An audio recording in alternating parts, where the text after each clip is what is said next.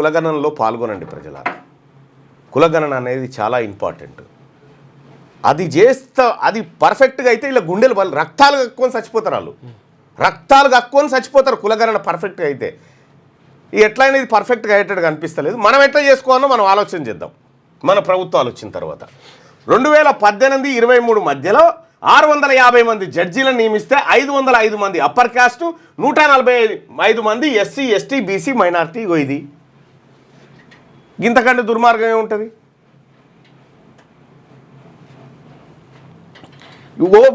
ఇలా ఓబీసీలకు దక్కినటువంటి పర్సంటేజ్ ఎంత ఎరికినా 11.69%.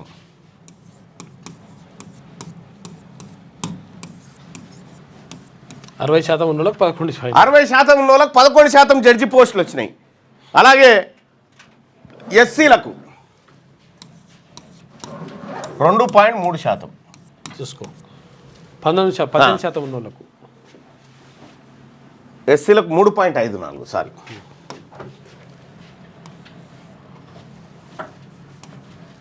3.54% ఎస్సీలకు. ఎస్టీలకు వచ్చేసి 1.54%.